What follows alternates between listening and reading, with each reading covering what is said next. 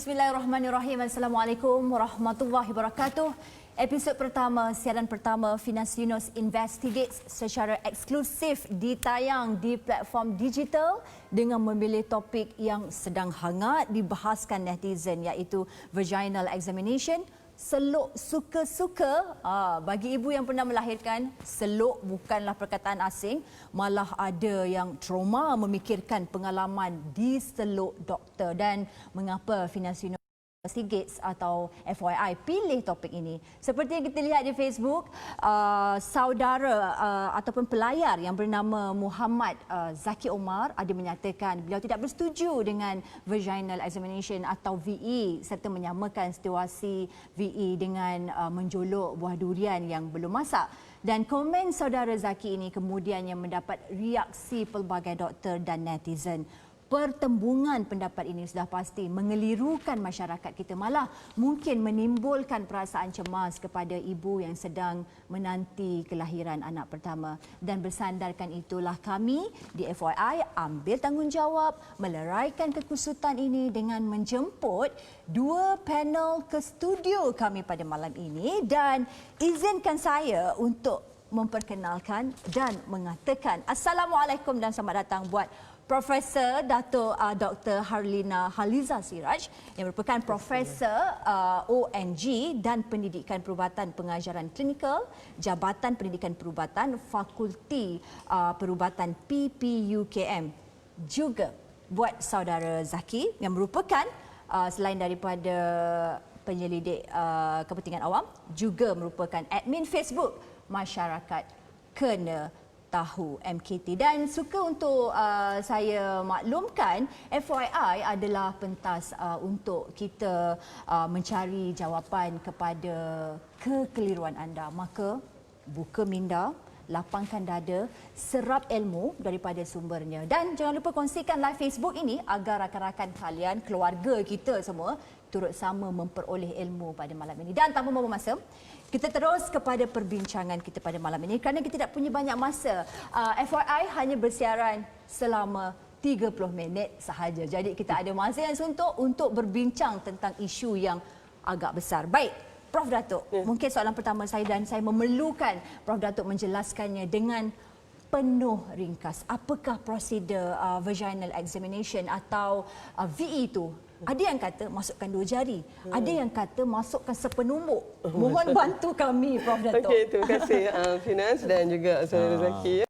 Saya rasa kita bila bercakap tentang pemeriksaan vagina, kita panggil VE lah, vaginal examination. VE terus. Ya, itu adalah satu prosedur yang merupakan prosedur asas dalam kita melakukan pemeriksaan kepada pesakit wanita. Sebab ialah wanita dia memang ada organ reproduktif yang berbeza kan. Dan vagina itu atau faraj lah merupakan sebahagian daripada organ reproduktif yang sangat yang menjadi orang kata pintu kepada bahagian reproduktif wanita dalaman.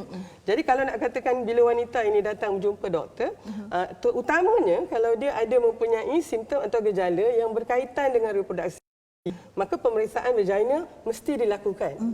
Maksudnya kita tak bolehlah tengok muka je tahu Finas ada apa begitu kan. Khususnya kalau dia mengatakan head dia telah terlalu banyak ke atau dia rasa sakit ke. Dan untuk wanita yang hamil, pemeriksaan ini sangat perlu khususnya bila dia dah dalam proses kelahiran. Jadi yang ini sangat penting sebab dan kita bukannya seluk suka-suka. Dan saya minta maaf lah Finas, kau boleh tak nak guna perkataan seluk tu kan. Kita guna je vagination atau VE. Dan ini memang pemeriksaan yang kita tahu memang tidak digemari oleh wanita sebab dia satu melibatkan bahagian yang kita tidak sukalah, kita kata sulit dia memang biasa dan walau bagaimanapun dia sangat kerana buat masa ini kaedah inilah nanti yang akan memberitahu kita sejauh mana sebenarnya proses kelahiran telah berlaku. Dan mungkin sebab sekejap sangat, kalau katalah seorang wanita tu ada datang sakit, kemudian keluar pula air ketuban ke atas. Finas, kita dah bersalin, kita tahu kan. Walaupun kita rasa kita baca tapi kita tak tahu.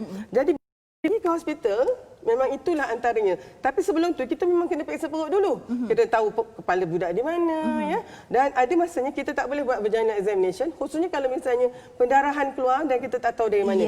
Kita tak mahu ya, bila kita masukkan jari kita tu, kita akan mungkin ada uri di situ kan. Jadi vagina examination sangat satu prosedur yang penting di dalam obstetrik ni dan gynecology.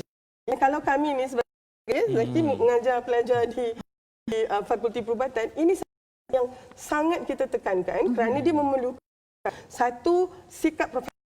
Ya, keduanya kita mesti pastikan pesakit kita percaya dengan kita. Kita mesti bagi tahu mereka kenapa kita kena buat ini. Dan tentu sekali dia bukannya seluk suka-suka. Doktor, 2 jari sepenumbuk secara ringkas. Okey. Mudahnya dia memang hanya 2 jari saja. Ya, dan sepenumbuk tu tak pernah diajar buat tu ya.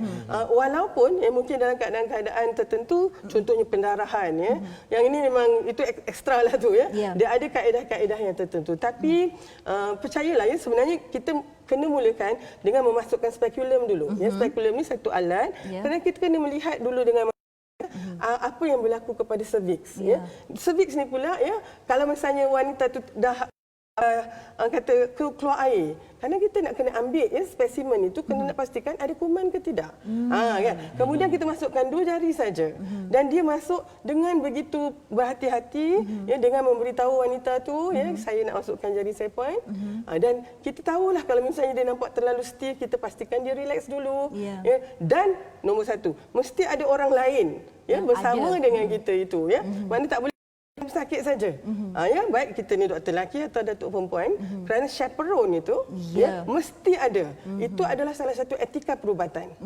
Baik, sebelum saya pergi kepada Zaki, nak tanya kepada Datuk. Kita tahu menerusi VE doktor akan mampu menilai sejauh mana doktor akan peroleh maklumat mengenai bukaan pintu rahim, mengenai pintu rahim masih keras atau sudah bertambah lembut, kedudukan kepala bayi, selaput air mentuban masih ada atau tidak, terdapat uri atau tali pusat ketika pemeriksaan. Soalan saya, Prof. Datuk, selain VE, wujudkah prosedur lain untuk mengetahui semua maklumat penting yang baru saya sebutkan di atas?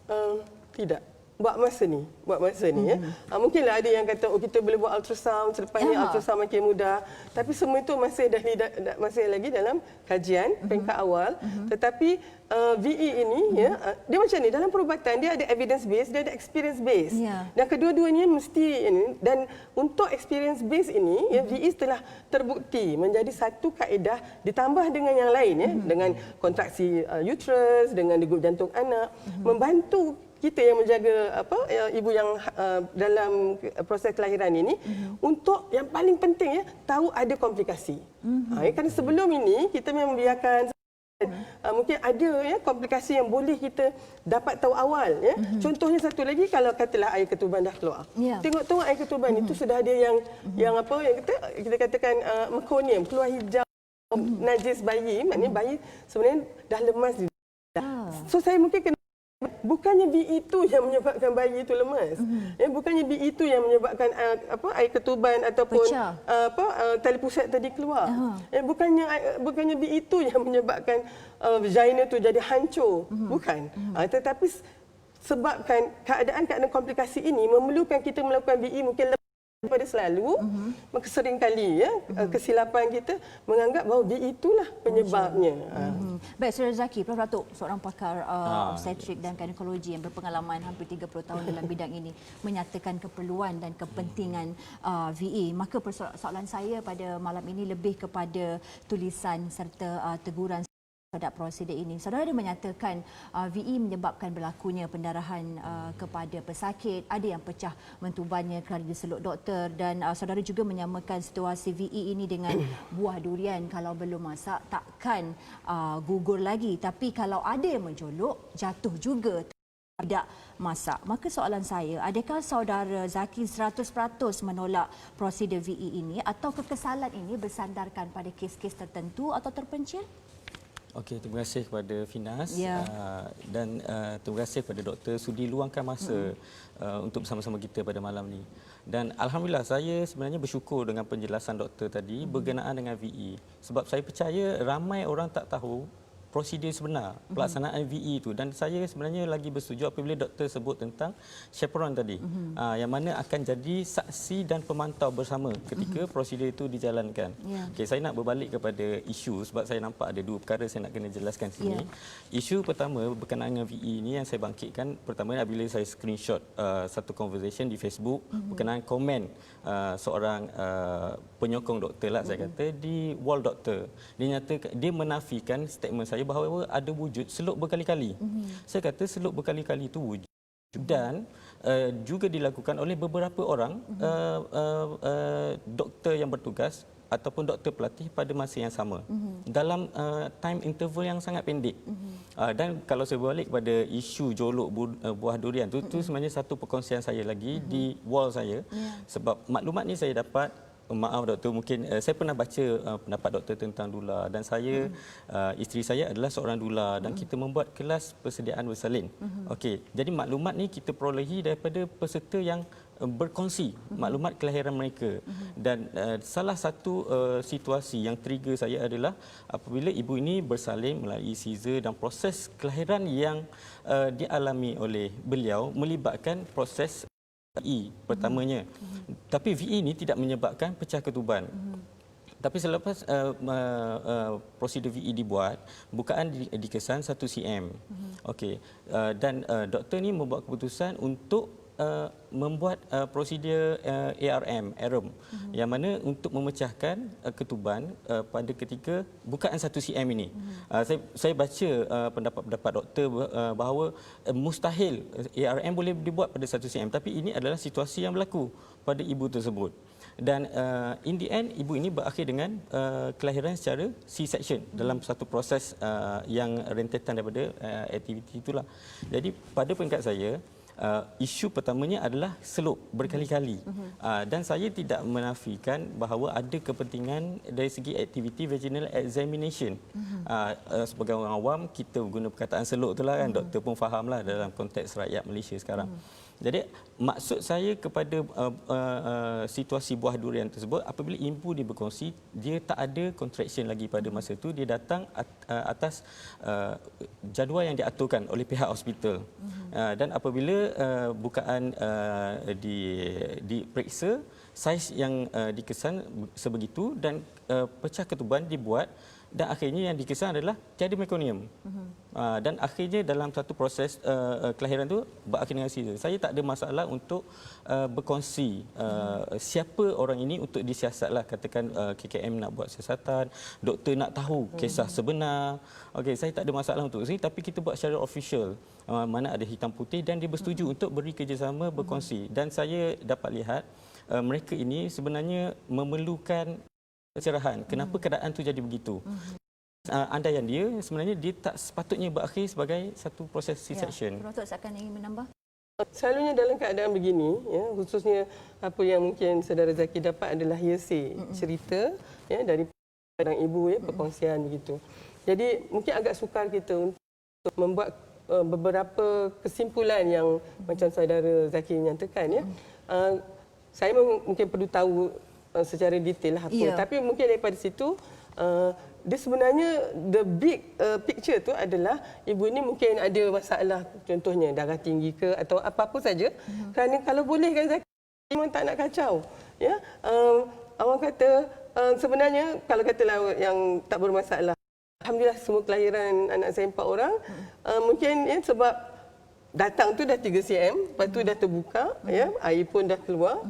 Kemudian 4 jam sekali kita buat kan, sebab kita ada patogram. Itu yang menentukan, dan kita sebagai dilatation atau ya, buka pangkal rahim itu sangat penting untuk kita tahu. Sebelum cukup 4 jam saya dah melahirkan dah. Jadi dia selalunya dalam 4 kelahiran itu saya hanya memerlukan 2 kali. Itu dalam contoh peribadi saya. Ya. Namun kalau adanya contohnya komplikasi, ya, ataupun perlunya induction, dan kalau misalnya 1 cm, ya, saya rasa maklumat yang saudara dapat itu tak tepat. Minta maaf saya nak katakan. Ya. Mungkin pada Zaki itu sangat tepat. Sebab kita kalau 1 cm dan kita nak induce, kita kena pastikan dulu pangkal rahim itu dia cukup lembut, ya, untuk ni. Sebab macam inilah Zaki, kami ni doktor ni, kita memang kalau boleh tak nak menambahkan lagi risiko, kan. Cuma saya di sini ada isu yang lebih mendasar. Kita sebenarnya ada krisis kepercayaan ya di antara doktor dengan pesakit, pesakit dengan doktor. Itu zaman saya dah 30 tahun kan Zaki, zaman saya dulu mungkin doktor ni sangat dipercayai. Dan kami ni pun punyalah jaga. Saya doktor saya hari ni pun begitu. Tetapi suasana berbeza ya. Dan ketika tu mungkin kalau ada pula agaknya ibu yang trauma mesti ada punya kan. Tapi tak adalah Facebook tak adalah misalnya IG. Tetapi dalam konteks sekarang saya rasa betul macam dikatakan ada caranya untuk mengatakannya dan yang paling penting saya kira adalah komunikasi yang asertif bertanya kepada doktor. Khususnya doktor tu bukannya komplain pada Zaki nak buat macam mana kan ya. Jadi doktor tu sebenarnya dan kami sebenarnya pun memang kena bagi tahu. Khususnya kalau misalnya perkara-perkara yang dalam yang kita tak tahu ni kan. Jadi kan Fiana saya rasa isunya begini ya. Kita memang kena satu pasukan di dalam bilik bersalin tu. Betul. Maknanya doktor dengan amanah berat Zaki jadi doktor ni kan ya. Amanahnya bukanlah seorang nyawa yang bayi di dalam tu kan. Sila boleh sila. Sebab adakah possibility kemungkinan bahawa ada kesilapan penilaian dalam proses menilai situasi ibu tu? Okey. Kita ni manusia Zaki. Jadi yang 1 cm, katalah tadi 1 cm, kita tak boleh terus rupture membrane. Ni kalau misalnya ada doktor yang buat ni, dia memang tak ikut protokol lah. Ya. Tapi kalau kesilapan ini selalunya, itu sebabnya kita kena pula mendidik pelajar ataupun doktor yang muda bagaimana untuk mendapatkan kompetensi. Kompetensi ni Zaki, dia ilmu, termasuk dan perilaku dan nilai. Jadi kalau misalnya dia meletakkan nilai yang sangat tinggi kepada ketepatan di pemeriksaan vagina ini, maka dia tidak akan main-main dengan pemeriksaan ini. Saudara Zaki, mungkin saya nak bertanyakan berkenaan kepercayaan Zaki kepada VE. Ada macam soalan saya tadi, adakah saudara sekarang ini menolak 100% VE atau ia bersandarkan kes yang seperti saudara Zaki katakan sebentar tadi? Okey, dalam pendirian saya sekarang ni, saya dapat lihat perkara yang ada wujud di kalangan masyarakat adalah prosedur pesakit faham apa yang dilaksanakan. Dan saya tertarik dengan turis daripada Dr. Ravichandran, saya dia head of OB-GYN dekat HSI, dan dia ada menyatakan dalam perbincangan dan kesimpulan di akhir jurnal yang beliau tulis, baru rilis dalam 2020, ada wujud miscommunication, ada wujud yang mana situasi doktor kurang berkongsi fact dengan risiko kepada ibu bapa, dan ibu bapa ini tidak dilakukan dalam proses membuat keputusan. So kita ada satu peranan yang lebih dimainkan oleh pihak doktor dengan sendiri tidak tahu keseluruhan proses kelahiran yang dihadapi. Okey, saya tertarik dengan apa yang doktor sebut tentang hours. VE 4 hours. Sebab saya bila saya baca, saya rujuk kepada WHO. Memang dia menyatakan 4 hours interval of VE adalah yang dicadangkan dan terbaik, dan secara idealnya perlu sebaiknya melalui dengan seorang sahaja. Maknanya tak bertukar-tukar orang, sebab lain orang lain style, lain orang lain gaya. Tapi saya faham konteks hospital di Malaysia dengan limitation, tukar shift and everything. Tapi ramai ibu bapa berkongsi bahawa wujud isu slope berkali-kali, tukar shift. Sebelum ni dah 3 orang slope, lepas tukar shift 3 orang lagi. Ini dah kali kedua Saudara Zaki mention tentang slope berkali-kali. Selepas ini kita mohon Profesor untuk jawab. Jangan ke mana-mana. FYI, berehat sekejap je.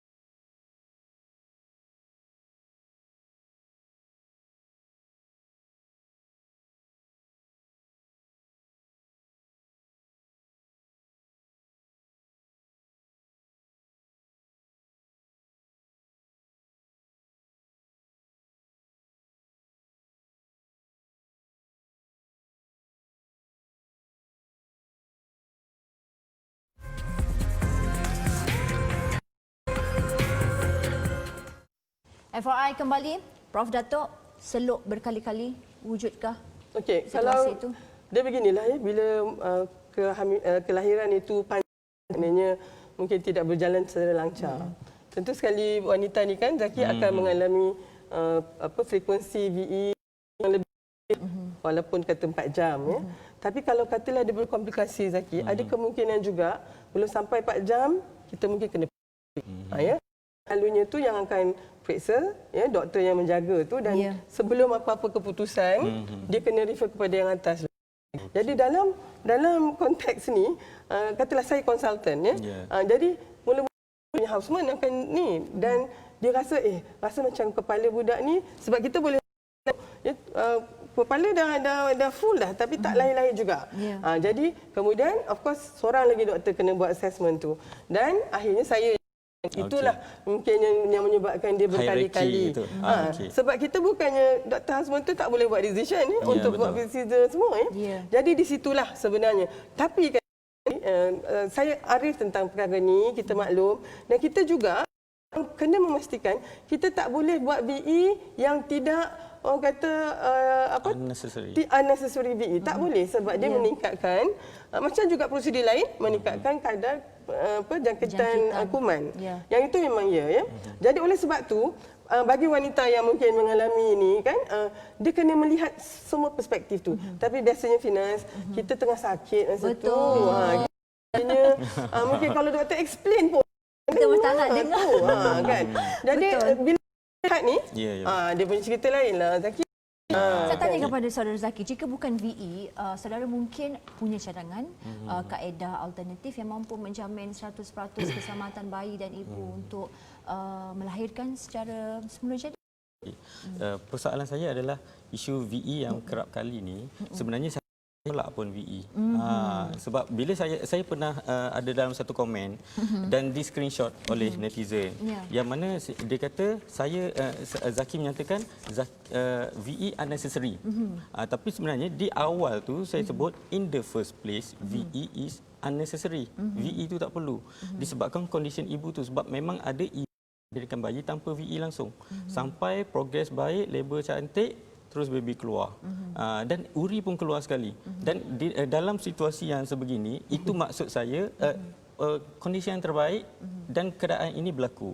Tapi bila masuk kepada isu VE berkali-kali saya melihat satu masalah yang mana apabila ibu ini mengalami proses pemeriksaan yang dibuat kerap kali dan ada komen-komen disebut dibuat oleh doktor pelatih yang mana dalam satu keadaan doktor pelatih tak diiringi oleh doktor yang lebih senior dan ada proses intai-mengintai buka ni dan rasa malu tu ada, rasa maluah terjejas pun ada. Dalam hal ni saya nak highlight untuk isu VE kita tengok dalam buku contoh dalam buku ibu ada bacaan rekod 4 cm VE.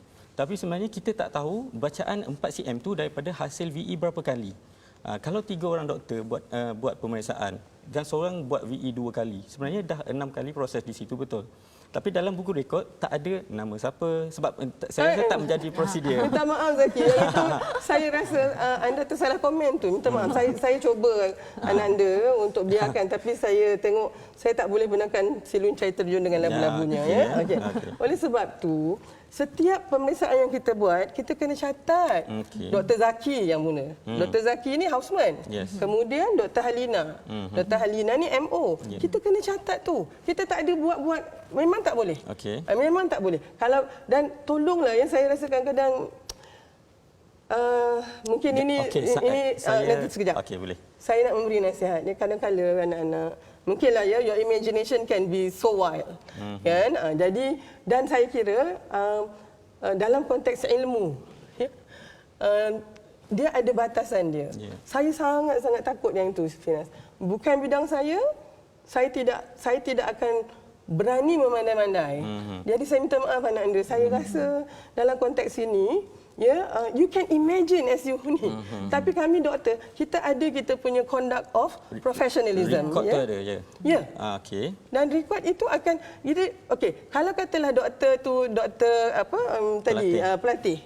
Dia tak, kalau dia buat, dia mesti ada yang menjaga dia. Betul. Dan Kemudian kalau dia akan catatkan dia punya tu pada catatan dia. Tetapi catatan saya akan masuk kepada buku pesakit saya. Dan bila mereka doktor pelatih ataupun pelajar, dia berada di dalam tanggungjawab saya. Okey. Inilah saya minta lah untuk ni, saya kesian pelajar perubatan saya. Bukan oleh isu-isu ni mereka tak boleh periksa pesakit, mereka tak boleh pegang pesakit. Yang saya bimbang tu tentang aurat. Ini sebenarnya kalau misalnya saya yang memeriksa seorang wanita pun auratnya. Saya percaya itu yang terbaik sebenarnya. Tapi kalau kita lihat dalam konteks ini, kalau boleh saya minta teruskan Prof. Sering ditanya, kenapa kita melatih doktor lelaki ni untuk periksa begini contohnya kan. Mungkin dia tak sama dengan BE ni tapi dia berkaitan ya. Kita bukannya suka-suka nak buat VE ni.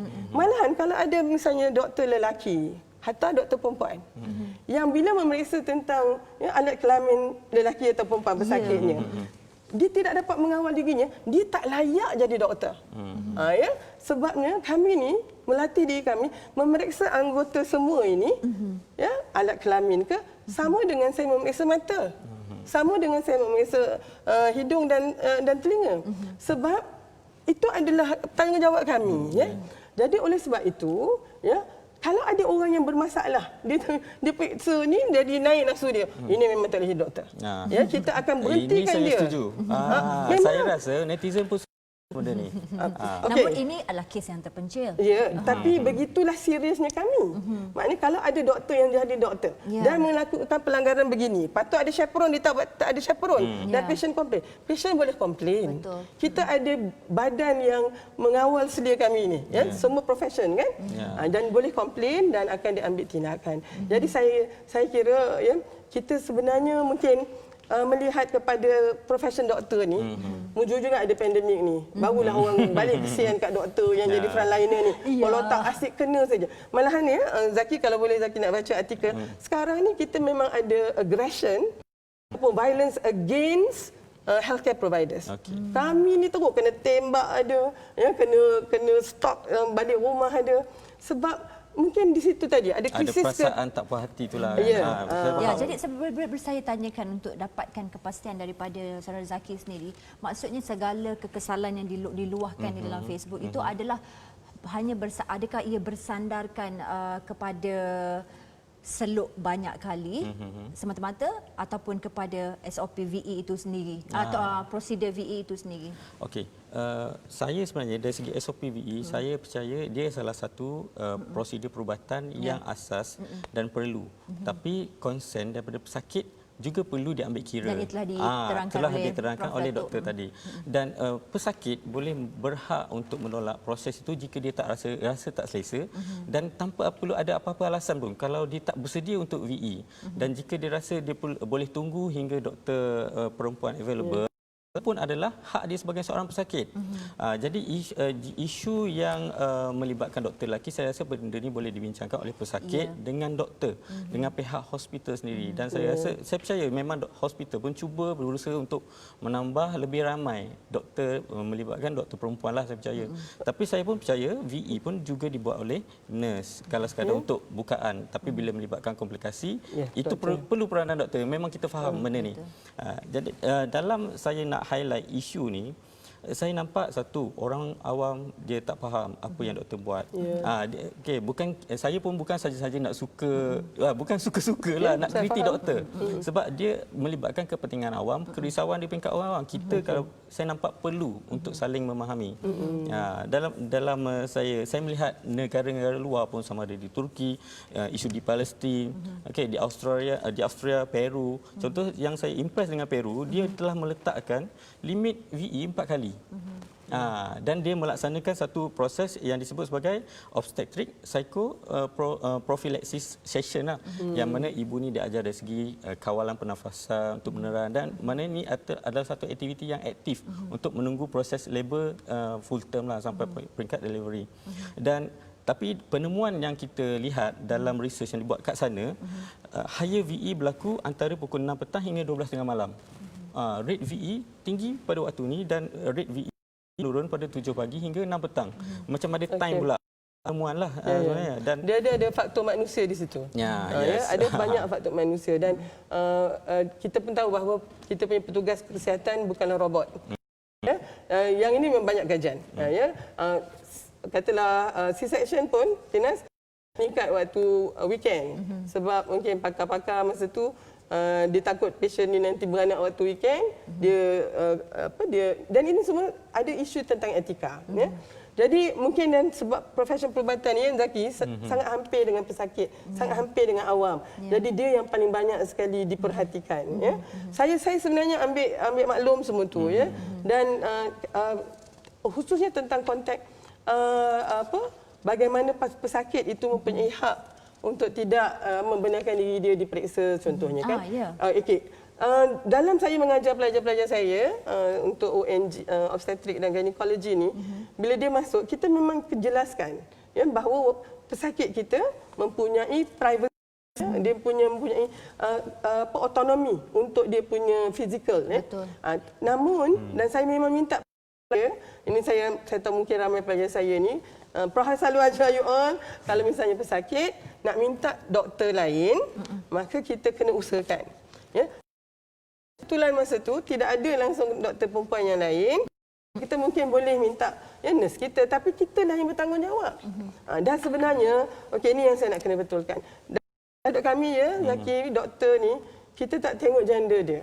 Yang paling penting adalah kompetensi dan dia punya Saya bagi contoh, di labor room saya malam ni ada 5 orang doktor. 4 tu perempuan, seorang doktor lelaki. Yang 4 ini merupakan houseman, baru masuk 2 minggu. Dan doktor lelaki ini 5 tahun dah pengalaman dia. Dari sini sebenarnya yang paling baik untuk mengendalikan mana-mana kes mestilah doktor yang 5 tahun ini. Jadi maaf doktor saya tanya. Contoh kalau husband ni dia nak buat VE, ada limit tak untuk percubaan dia tu? Maksud dia macam mana? Dan doktor pelatih ni buat VE, tapi dalam 2 kali VE tu dia confuse tentang bacaan ukuran tu. Limit tak untuk dia buat tu sebenarnya? Saya rasa limit tu kalau sekali dia tak sure pun dia dah kena bagi tahu dah dia punya senior. Cumanya macam inilah juga Zaki. Kalau Zaki lah doktor yang baru masuk. Asyik tak sure. Jadi takkan kita nak minta je Dr. Finas tolong cek. So kan akan cuba juga buat dan walaupun dia tahu dia mungkin tak boleh buat begitu. Jadi dalam konteks ini sebenarnya qawiyul amin tu. Kompetensi saja tak cukup tapi amanah kena ada. Tapi pesakit ada hak untuk refuse jika pesakit rasa tak selesa. Yang itu. Saya nak bertanyakan kepada Prof. Dato' Alang Zaki yang mengata pesakit ada hak untuk refuse. Jika VE tidak dilakukan, apa akan berlaku kepada ibu dan bayi? Kalau dia di hospital saya? Ya. Dalam konteks ini kami doktor ni kena buat penakkulan klinikal ataupun clinical reasoning. Hasil daripada clinical reasoning ada 3. Diagnosis, kita tahu dia ni nak bersalin dekat ke tidak. Kemudian treatment plan, immediate atau yang jangka masa panjang. Yang paling penting prognosis. Sama ada ini boleh lahir terus ke ataupun perlukan caesar.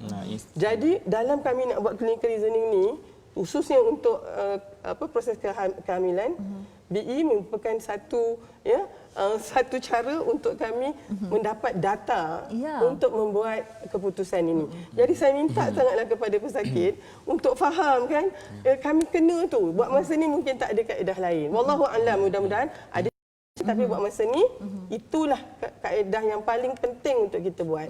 Namun dia mempunyai sama-sama hak untuk tahu apa yang sedang berlaku pada badan dia dan di sinilah kita rasa perlunya doktor itu melihat pesakitnya sebagai seorang manusia yang mempunyai kepentingan itu dan saya harap juga tolonglah kan kalau misalnya doktor ni macam-macam style dia kan. Yang doktor Rio macam saya ni semua cerita. Ada doktor yang dia dah tak tidur dah 1 hari semalam, dia tak ada mood pun nak cakap. Jadi kalau misalnya dia bertanya-tanya sangat pun dia jadi marah pula Jadi mungkin emosi lah. Yang ini semualah tolonglah faham dan mudah-mudahan saya nampak bini je conclusion saya. Mengikut pengalaman saya ni Zaki, kalau pesakit tu kan sangat kooperatif, semua proses ni lahir ke apa semua mudah. Tetapi kalau kadang-kadang tu dia tidak berapa kooperatif kan. Kita yang menjaga ni pun jadi rasa serba salah juga. Jadi mudah-mudahan kita kan kita dapat memainkan peranan kita. Mana pesakit itu kooperatif, doktor itu juga sangat memahami keadaan. Mudah-mudahan pengalaman kelahiran itu menjadi sesuatu yang sangat membahagiakan. Dan di akhirnya itu adalah kelahiran seorang bayi yang sihat. Maaf doktor, saya masuk mencelah mungkin isu VE juga, tapi dalam proses labor tu, contohnya ibu ada update dia tak dibenarkan makan dan minum, ni adakah satu praktis yang betul sebenarnya? Tapi memang kita tahu, kita tengok pada history ibu itulah dia ada rekod yang tak baik ke, ada komplikasi, ada risiko ke arah komplikasi ke, mungkin doktor boleh jelaskan. Okey, tentang secara tradisinya kita memang bila dah masuk labor room tu kita tak bagi makan minum ya, supaya nanti kalaulah perlu berlakunya pembedahan, maka kita tidak ada masalah untuk ibu itu punya isi perut dan masuk aspirin. Tapi hari ini mungkin kita ada banyak cara untuk melihat bagaimana perkembangan kelahiran tu. Kita juga tahu bahawa kebanyakannya akan guna regional, tetapi masih lagi SOP itu digunakan untuk memastikan kita tidak mempunyai komplikasi yang seperti aspiration tadi. Ya, tapi begitulah, maknanya kita kena tengok case by case. Akhir sekali agaknya Finas. Dah ada masa lagi Prof. Datuk. Yang paling penting sekarang ni adalah supaya kita ini dapat memberikan yang terbaik kepada pesakit. So dalam konteks ini kita memang kena lihat pesakit itu sebagai seorang individu, macam kakak abang kita juga, dan kita mungkin dalam konteks ini hari ini pula kita punya pesakit lebih bermaklumat. Tapi yang kita bimbang ni maklumat dia tak cukup. Jadi bila maklumat tak cukup ni, dia jadi macam belum berapa pandai, tapi dia rasa dia pandai. Dan itu kan pesakit adalah kebiasaan yang mana ini teguran kepada doktor jugalah. Ya. Betul lah kan. Doktor yang paling sombong adalah yang baru lulus malam. Okey. Dan juga yang saya tengok kan di contohlah dunia anak-anak lah, SOCMED semua ni, yang paling degil pun adalah yang tahu sikit tapi dia rasa tahu banyak. Dan ini yang kita katakan Abdullah Ibn Mubarak kata, tingkatan pertama menuntut ilmu adalah jadi sombong. Kan? Itu mesti punya tu. Tapi lepas tu kalau tambahkan ilmu, kita menjadi seorang yang tawaduk dan kita rasa orang lain banyaknya ilmu, yang kita ni jadi risau. Tapi kalau tambahkan lagi, kita sampai kepada tahap kita tak tahu apa-apa. Dan ketika itu kita akan belajar lagi. Mari kita ambil ini. Kita janganlah bergaduh kan. Just kerana masing-masingnya tak berapa pandai, tapi rasa pandai. So itulah FYI ada. Okey, terima kasih lah FYI. Untuk kita memberi platform pencerahan. Tapi kita ada banyak masa lagi sebenarnya. Saya minta tambahan masa kepada penerbit. Saya nak tanyakan kepada saudara Zaki Al-Alan, kita dah membincangkan tentang topik ini. Biarlah kita bincang sehingga ke habisnya. Saudara Zaki, kenyataan saudara dalam Facebook, masyarakat kena tahu, mengatakan rasa sakit ketika melakukan VE memberi kesan kepada emosi ibu, termasuk meningkatkan hormon adrenalin dan berkurangnya hormon oksitosin yang memberikan emosi tenang. Gangguan emosi ini menyebabkan ibu sukar untuk bersalin secara normal. Adakah Zaki maksudkan VE punca utama kepada kesukaran buat para ibu untuk bersalin secara normal? Okey, dalam konteks ni saya tak boleh nak meletakkan VE adalah satu-satunya prosedur yang menghasilkan rasa tidak selesa, stres tu. Tapi dalam kebanyakan feedback, perkongsian daripada ibu, okey, mereka makin banyak VE, makin tinggi pain yang dirasakan. Kita dapat lihat yang mana dia punya proses labor tu makin panjang. Okey, proses labor makin panjang sebab badan jadi tak progress, sebab dia melibatkan pergerakan muscle. Contraction is a muscle activity dari tubuh. Jadi pain yang tinggi akan menyebabkan badan jadi kejang. Dan contraction yang sebelum ni dirasakan boleh terhenti disebabkan rasa tak selesa tu. Badan jadi shock. Dan dalam keadaan emosi pula yang terganggu, menyebabkan badan tak dapat progres dengan lebih baik. Jadi saya rasa clinical study, research tentang benda ni dah ada. Dan dalam saya tengok research yang dah dibuat, ada dapatan data yang menyatakan ibu-ibu yang nulliparous lah, nulliparous, multiparous, yang low risk, tapi ada trend peningkatan Caesar pada mereka. Data ni baru saja rilis. Dan saya berterima kasih kepada Dr. Ravichandran lah, termasuk tim Dr. Syamala sebenarnya. Bukan kita nak membuka petekung ataupun nak nyatakan ada kelemahan. Tapi orang awam perlu tahu apa prosedur yang bakal melibatkan mereka sebelum mereka melalui proses tu lagi. Jadi mereka tak dapat lihat bagaimana proses mereka masuk dalam labor room, masuk di peringkat ward sekalipun, apa yang akan mereka lalui. Dan kat situ kejutan-kejutan yang berlaku dalam keadaan tak bersedia. Dan saya tahu, saya sedarlah mana isu-isu komplikasi dari segi tubuh badan ibu itu sendiri, ada komplikasi GDM, GBS. Kita memperakui. Tapi bila masuk pada peringkat ibu yang yang kena C-sec ni, dan dalam kategori low risk, ada trend dan data membuktikan benda tu, dalam kategori ibu yang pertama kali nak melahirkan anak dan ibu yang telah beberapa kali multi. Macam mana kita nak memantau progres ni? Sebab dalam kebanyakan reason dia berada dalam keadaan slow progress, non progress. Okey, dan satu lagi adalah fetal distress. Apa yang lead kepada isu-isu sebegini? Ya, Prof Datuk, VE mampu menjadi punca kepada isu ibu low progress dan fetal distress? Saya itu tadi saya dari awal tadi saya dah cuba bentangkan. Kadang-kadang VE-nya tu menjadi kerap kerana progres labor itu panjang. Ya, jadi dia macam chicken and egg.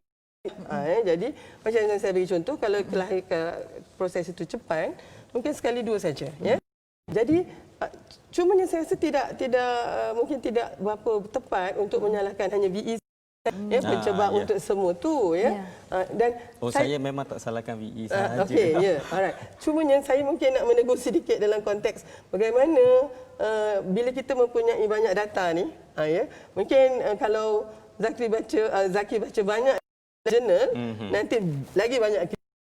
Jadi untuk itu saya mungkin suka kalau Zaki bila membaca jurnal itu boleh orang kata banyakkan lagi bacaan dan kita akan lihat. Namun ini bila labor itu ataupun sebarang proses kelahiran, dia ada 5 P sebenarnya yang govern kan. Dia adalah power, iaitu uterine contraction, passage, iaitu tempat tulang punggung kita, tulang pelvis kita tu, dan passenger yang nak lahir ni lah. Ada yang mungkin passage yang normal, tiba-tiba yang tu 5 kilo.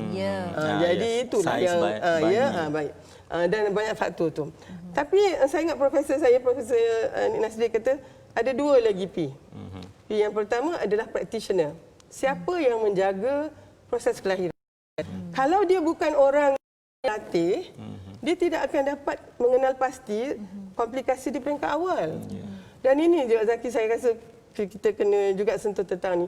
Apabila adanya tentang kisah-kisah begini, dan maka ibu nak melahirkan di rumah, suami yang nak ni, saya rasa itu satulah P kat situ sangat tidak layak, ya. Dan P yang terakhir itu adalah psychological preparation. Dan itu saya rasa mesej saya sekarang. Kalau wanita yang nak sedang hamil dan nak melahirkan, untung kita hamil 9 bulan. 9 bulan untuk prepare. Dan yang paling penting, your expectation. Zaki yang ni. Saya rasa kadang ada ibu ni, ekspektasi dia tinggi. Tak realistik. Dan apabila dia tak meet that realistic, dia entah apa dia yang diingatkan, maka kadang-kadang sukar bagi kami doktor ni untuk membumikan dia punya expectation tu. So we have to be on the same page.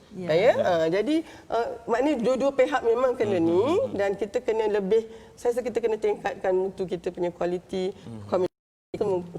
supaya tadi tu kita di dalam labor room itu sebagai satu pasukan, insya-Allah. Betul. Okey, saya sebenarnya ada 3 perkara lagi lah yang mungkin saya nak highlight. Tapi kita saya percaya yang mana saya melihat ibu-ibu perlu ada kesedaran untuk membantu pihak kerajaan, pihak hospital mengumpul lebih data. Jika ada situasi-situasi yang akan datang ni lah, sebab perkara yang dah berlaku, dah post, dah lepas. Okey, untuk yang akan datang, kita kena encourage mereka jika ada rasa tak puas hati ataupun rasa kekurangan dalam perkhidmatan, mereka perlu buat laporan supaya benda itu dapat disiasat. Bila ada laporan, ada data. Ada data boleh dikaji. Betul. Dan saya nak menyentuh sedikit tentang isu homebirth, terutama pada netizen lah. Mereka melihat kemunculan peranan dula dalam masyarakat adalah untuk menggalakkan kelahiran yang tidak selamat. Sedangkan ini adalah satu persepsi yang sangat jauh. Dan peranan dula yang sebenarnya adalah kita nak assist ibu dalam proses labor yang panjang tu untuk bantu keselesaan, bantu untuk dia memahami apa proses yang ada sama-sama dia. Dan kita tengok ada banyak komen yang kata kena marah dengan nurse, nak minta nak makan, nak minta tukar pakaian. Tak ada sesiapa yang membantu. Tapi bila ada dula, sebenarnya kita bukan nak ambil alih kerja doktor pun semasa dalam labor room tu. Dia lebih kepada assist dan menjadi personal assistant kepada ibu. Dan kalau peranan dula disekat, hampir sama macam chaperone yang doktor sebut tadi. Ia adalah dedicated person yang bersama ibu tu hingga habis. Peranan dula, minta maaf Zaki. Tetapi saya pelik dula di Malaysia ni, kenapa jadi macam tu? Kenapa orang lain memahami apa yang diaspirasikan oleh dula itu tidak seperti itu? Malahan meramaikan lagi yang melahirkan anak di rumah begitu. Saya rasa kita kena, to be honest ya, you memang kena siasat secara, sebab ini membawa nama buruk kepada dula, pada saya. So itu satu yang is your call. Okey.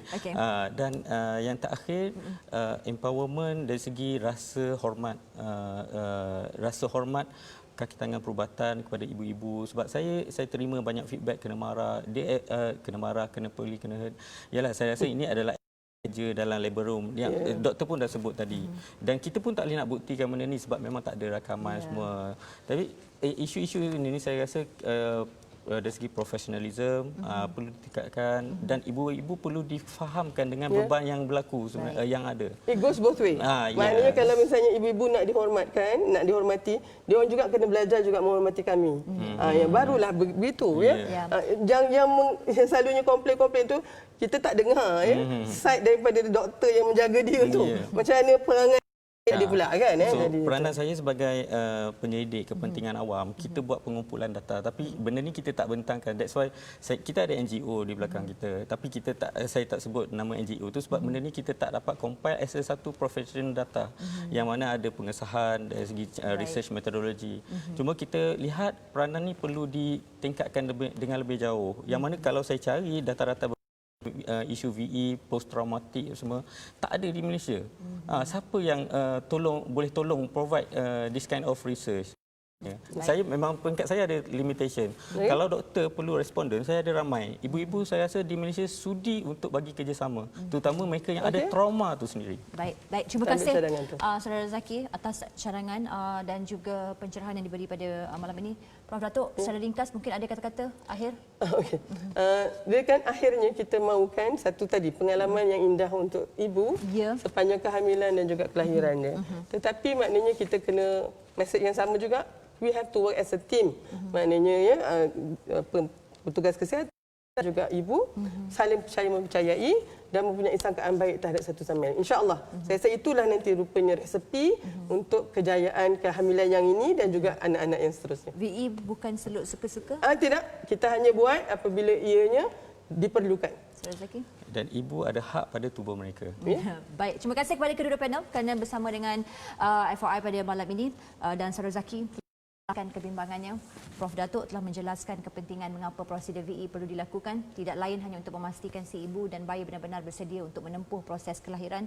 Saya yakin setiap daripada kita mahukan yang terbaik buat isteri dan anak masing-masing, maka hentikan kesalahan dengan menggelar wanita murahan yang membenarkan diri mereka diseluk, wanita yang rela diseluk tanpa sebab ia semata-mata melahirkan anak tersayang dengan selamat.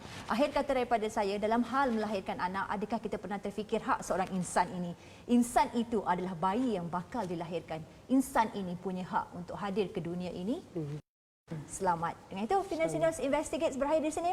Tinggalkan komen anda jika punya sebarang topik serta kekeliruan yang anda mahu kami bincangkan. Assalamualaikum warahmatullahi wabarakatuh. Waalaikumsalam.